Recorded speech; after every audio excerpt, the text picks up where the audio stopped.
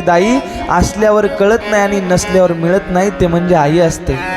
ढगाच्या आड गेलेला सूर्य आपल्याला परत दिसू शकतो, ढगाच्या आड गेलेला सूर्य आपल्याला परत दिसू शकतो, पण एकदा मातीत गेलेली आई कधी आपल्याला परत दिसणार नाही. बघा, एक पोरग लहानाचं मोठं बघा आपल्या आई वडिलांनी केलं, काबाड कष्ट केले की माझं पोरग IPS PSI अधिकारी व्हावं, बाहेर देशामध्ये जाऊन इंजिनिअरिंगचं काम करावं. म्हणून आपले जसे हालाकीमध्ये दिवस गेलेत, कष्टामध्ये दिवस गेलेत, असे आमच्या पोराचे दिवस गेले नाही पाहिजेत. प्रत्येक जण विचार करतास. येथे अशी बसलेली एक माय माऊली नाहीये की ती असं अंतःकरणामध्ये भावना निर्माण होत नसेल की तिच्या की आमच्या जीवनामध्ये जसे संकट आले तसे माझ्या पोराच्या जीवनामध्ये संकट कधी आले नाही पाहिजे. म्हणून त्याला शिकवण्यासाठी, त्याला मोठं करण्यासाठी, त्याला नोकरीला लावण्यासाठी कितीतरी काबाड कष्ट करते, रक्ताचं पाणी करते, हाडाचं काढ करतात. माईबाप बघा रक्ताचे पाणी करतात, हाडाचे काढ करतात आणि पोराला शिकवतात. पोरग शिकतं, अमेरिकेला जातं, अमेरिकेला गेल्याच्या नंतर तिकडंच राहतं. आई बापाला सांगतो, आई बाबाला सांग काय तिकडं गावाकडं आहे, आता तिकडचं घरदार शेतीबाडी सगळं विका आणि माझ्यासोबत अमेरिकेला या. एक सांगतो बघा, वाईट नका वाटून घेऊ. जीवनामध्ये काय कमवायचं तर ते कमवा. आपण एक गोष्ट तुम्हाला सांगतो, कमवा अगर नका कमवू, पण जे आपल्या आई बापाने आपल्यासाठी इस्टेट कमवून ठेवलेली आहे, जे आपली शेतीवाडी कमवून ठेवलेली आहे, घरदार बांधून ठेवलेले आहे, ते कधी विकू नका. ते जर विकलं ना तर आपल्याला बघा पाय ठेवायला सुद्धा जागा भेटणार नाही या जमिनीवरती. आपल्याकडे किती जरी बंगला मोठा असला ना, शहरामध्ये किती सुद्धा बंगला मोठा असला ना, तर तो बंगला बघा आपल्याला घर नंबरावरूनच आपल्याला ओळखायला येणार आहे. पण आपलं गावात घर असू द्या, आपलं गावात घर असू द्या, आपलं घर आपल्या बापाच्या नावाने ओळखल्या जातं. बघा, गावामधला आणि शहरामधला हा फरक आहे.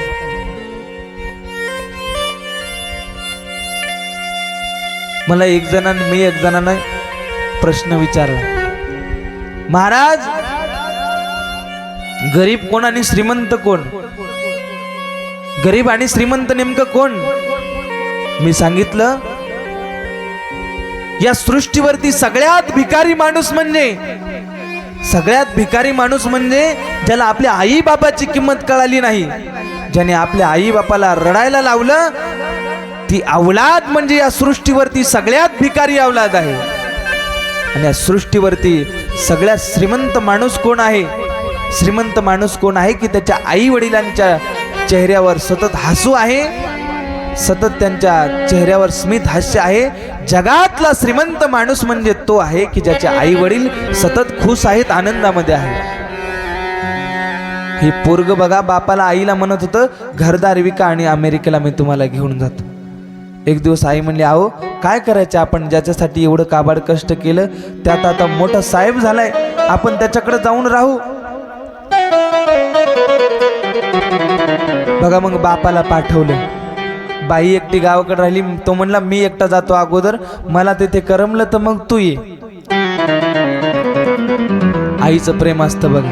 आई म्हणली, ते माझं पोरग आहे गो, मी त्याला चांगले संस्कार दिलेत, नक्की आपल्याला ते सांभाळेल, अगोदर तुम्ही जा तिथे राहा.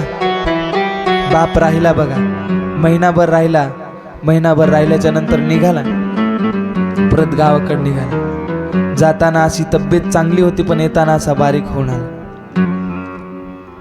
घरी आल्याच्या नंतर गावातले लोक भेटले बघा, फाट्यावर भेटले, म्हणले, अरे शामराव तात्या आले वाटतंय, पोराकडून आले. काय तुमच्या पोराचा ताट हो, अमेरिकेला आहे म्हणे तुमचा पोरगा, काय तिथं सुख सुविधा असेल, काय तिथं सुख सुविधा असेल. शामरावजी म्हणाले, अरे काय म्हणे माझ्या पोराचा बंगला रे, अरे पायऱ्यान चढायची गरज नाही म्हणे, तिथं जाण्यासाठी म्हणे एक डब्बा आहे आणि त्या डब्यात बसलं की नुसतं बटन दाबलं की 7व्या मजल्यावर माणूस आपोआप जातं म्हणे. आणि काय म्हणे जेवायला माझी काय सुनबाई चांगली म्हणे. मी सकाळी उठलो की लगेच माझी सुनबाई मला चहा आणून देते म्हणे. आणि पोरग तर काय विचारायचं सांगायचंच काम नाही म्हणे. जॉबला जरी गेलं तर बायकोला 1000 वेळेस फोन करून विचारतं, माझे बाबा जेवले का, माझ्या बाबाला चहा दिलास का, माझे बाबा वेळेवर जेवण करतात का नाही, रोज विचारायचं. बघा माझ्या पोराचं माझ्यावर एवढं प्रेम आहे म्हणे. आणि खरंच मी मला लय भाग्यवान समजतो, लय पुण्यवान समजतो म्हणे. माझ्या पोटी हिरा जन्मला. लोक म्हणाले नाही हो, तुम्ही त्याच्यासाठी लय काबाड कष्ट केले आणि त्या कष्टाचं फळ आहे म्हणे, फळ, आणि तुम्हाला ते आज फळ उपभोगायला भेटते. पण बापाला राहावं गेलं नाही. बघा बाप एवढं कौतुक सांगायला लागला, पण बापाच्या डोळ्यातून टचकन अश्रू आले. का आले अश्रू? म्हणे अरे कशाचं काय रे, दिसायला माझ्या पोराचा मोठा बंगला आहे, जायला लिफ्ट आहे, पण कधी मी त्या लिफ्ट मध्ये बसलो नाही रे. पायऱ्यानी जावं पायऱ्यानी यावं. भली माझ्या पोराची बायको दिसायला सुंदर आहे रे, पण कधी मला तिने चहाला सुद्धा विचारलं नाही रे. मुलगा नेमका जॉबून यायचा, मुलगा खूप मोठा साहेब आहे रे, त्याची खूप मोठी पदवी आहे, पण पोरग जॉबला सकाळी उठायचं, जॉबला जायचं, जॉबून आलं की बघा बायको म्हणायची काय आता घर बनवू, घरामध्ये दोघांमध्ये काय बनवायचं. बघा बाप रडून रडून अगोदर बघा आनंदाने सांगू लागला, पण बापाला राहावं गेलं नाही. जी खरी परिस्थिती काय ती सांगायला लागला बाप. म्हणे माझं पोरग नेमकं जॉबून आलं की बायको म्हणायची, सुनबाई म्हणायची मी करत नाही बघा स्वयंपाक, चला बाहेर कुठतरी जाऊन आपण खाऊ. रोज पोरग आणि सुनबाई हॉटेलमध्ये जेवून यायचे. आणि मला घरी काय म्हणे, घरी मी उपाशी मारायचो, कसं बसं बायकोनं पाठवले म्हणून मी तिथं महिनाभर राहिलो. बघ महिनाभर राहिलो, मला तिथले हाल अपेष्टा सहन झाले बघ. म्हणून मी माझ्याकडे जेवढे पैसे उरले होते त्या पैशाने बघ गाडी धरली आणि आपल्या गावापर्यंत आलो. हे शब्द सांगितले ना, ते मथार तिथेच चक्कर येऊन पडलं. गावातले लोक म्हणायला लागले, हो शामरावजी काय झालं उठा. आता तोंडावर पाणी मारलं आणि पाणी पाजायला लागले. म्हणले काय म्हणे पोरासाठी कष्ट केलं तुम्ही. मी अगोदर तर सांगत होते, कौतुक सांगत होते. अरे कशाचं कौतुक म्हणे, काय सांगावं आपण, आपलंच मुख, आपलेच दात आणि आपलेच ओठ, काय कुणाला सांगावं आम्ही. आणि राहवलं नाही म्हणून तुम्हाला खरी परिस्थिती सांगितली. बघा पोरग म्हणते प्रॉपर्टी विका, रान विका आणि तिकडे या. अरे यांना आम्ही आल्याच्या नंतर आम्हाला वेळ नाही द्यायला. अरे यांचा पलंग बघितल्याच्या नंतर, कॉट बघितल्याच्या नंतर, असं बसल्याच्या नंतर माणसाला गाढ झोप लागल. अरे पण कधी मी त्या पलंगावर सुद्धा हात सुद्धा ठेवला नाही रे. मला फरचीवर झोपावं लागत होतं. घरामध्ये मोठीच्या मोठी LED TV होती, पण ती कधी बघितली नाही रे मी. ती कारण सुनबाईच बघायची, मला कुठं जागा होती बघायला तिथे. म्हणून आपला किती मोठा बंगला आहे, आपल्याकडे किती मोठी गाडी आहे, पण त्या गाडीमध्ये जर आपला बाप बसत नसल आणि बापाच्या चेहऱ्यावर गाडीत बसून आनंद होत नसल तर त्या गाडीला आग लागू.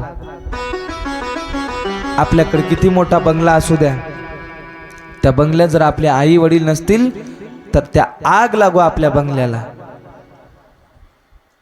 आई बघा मरते वेळेस सुद्धा पोराचं चांगलं व्हावं म्हणून बघा विचार करत असते. ही तर जगाच्या मालकाची आई होती बघा, विश्वाचा जनिता म्हणे यशोदेशी माता. ही बघा जगाची मालकाची आई होती, तरी पण बघा आईचं प्रेम एवढं आहे, आई मरते वेळेस सुद्धा पोराचं चांगलं व्हावंच विचार करते. मी तुझ्यासाठी जीवन जाळिले रे बाळा, तूने नाही पाणी पाजले. मी तुझ्यासाठी जीवन जाळिले रे बाळा, तूने नाही पाणी पाजले. मी तुझ्यासाठी जीवन जाळिले रे बाळा, तूने नाही पाणी पाजले. मी तुझ्यासाठी जीवन जाळिले रे बाळा, तूने नाही पाणी पाजले. मेल्यावरती रडतो कशाला उगीच ताण नको देऊ घशाला नको देखावा जाऊ जगाला मोडला नाही कधी रुपया दुधाला मोडला नाही कधी रुपया दुधाला मोडला नाही कधी रुपया दुधाला मी तुला पाहून प्राण रोकिले रे बाळा तूने नाही पाणी पाजले मी तुझ्यासाठी जीवन जाळिले रे बाळा तूने नाही पाणी पाजले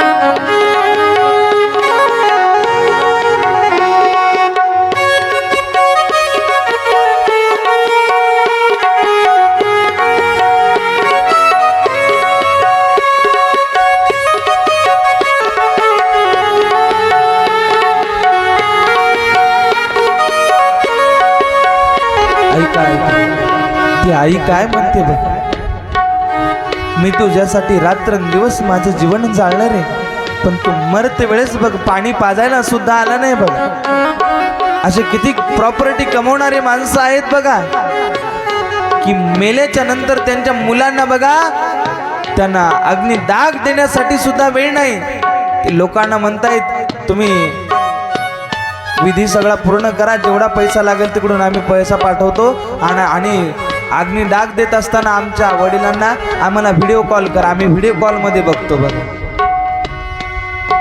ही आई आपल्या अंतःकरणातली व्यथा सांगते आणि म्हणते अरे ज्यावेळेस मला जे काही पाहिजे तेव्हा तू दिलं नाही आता मेल्यावरती कशाला रडतोयस जगाला दिखावा कशाला दाखवतोयस उगं तुझ्या घशाला त्रास करून का घेतोय तुझ्या घशाला का त्रास करून घेतोयस तू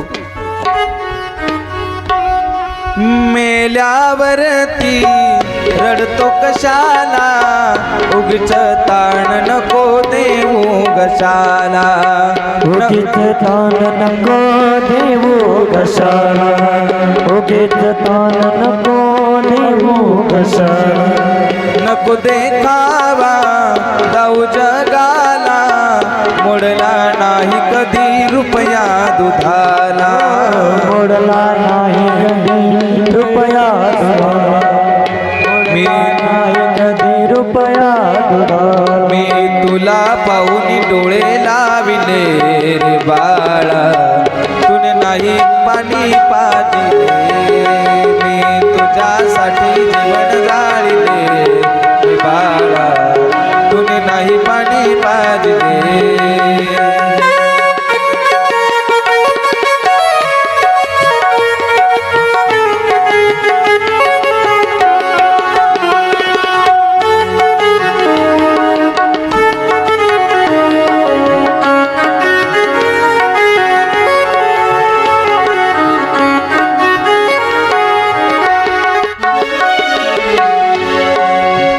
माझ्या कुशीतला असून तू बाळ माझ्या जीवाचा बनला तू काळ माझ्या जीवाचा बनला तू काळ तुझे जीवन बर पुरविले लाड राहुणी अर्धपोटी सांज सकाळ राहुणी अर्ध पोटी सांज सकाळ राहुणी अर्ध पोटी सांज सकाळ मी तुला पाहून प्राण रोखले रे बाळा तुने नाही पाणी पाजले मी तुझ्यासाठी जीवन जाळले रे बाळा तुने नाही पाणी पाजले काय म्हणते ती आई अरे माझ्या कुशीतला असून तू बाळ माझ्या कुशीतला तू बाळ आहे माझ्या कुशीतला असून तू बाळ माझ्या जीवाचा बनला अशी तो काळ तुझे जीवनभर पुरविले लाड राहुणी अर्धपोटी सांज सकाळ आता तुला पाहून मी प्राण रोखलेत बाळा बाळा तुला पाहून प्राण रोखलेत बघ मी बघ आजारी पडलेच बघ तेव्हा तू कधी मला औषध पाणी दिलं नाही, मला कधी खायला मिठाई आणली नाही. माझा मुलगा असून तू माझा काळ बनलास बघ. आणि आता कशाला रडतोयस तू? जिवंतपणी कधी पुसले नाही, आता कशाला म्हणतोस आई? आता कशाला म्हणतोस आई? आता कशाला म्हणतोस आई? आणली नाही कधी खाण्या मिठाई, डॉक्टर गोळी नाही कसली दवाई.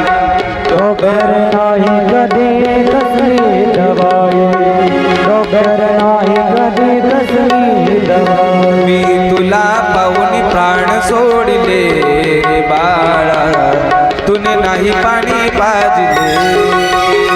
मी तुझ्यासाठी जीवन जाळले रे बाळा, तुने नाही पाणी पाजले.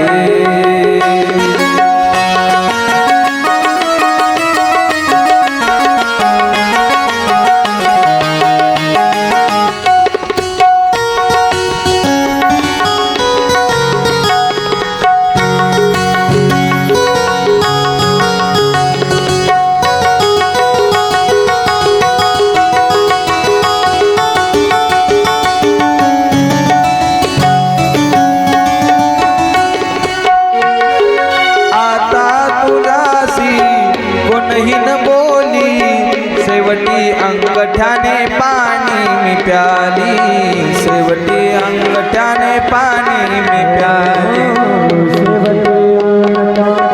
पाणी मी प्याली. जगदिशा तुलाही मानले रे बाळा, तुने नाही पाणी पाजले. मी तुझ्यासाठी जीवन जाळले रे बाळा, तुने नाही पाणी पाजले. मी तुझ्यासाठी जीवन जाळले रे बाळा, तुने नाही पाणी पाजले. मी तुझ्यासाठी जीवन जाळले रे बाळा, तुने नाही पाणी पाजले.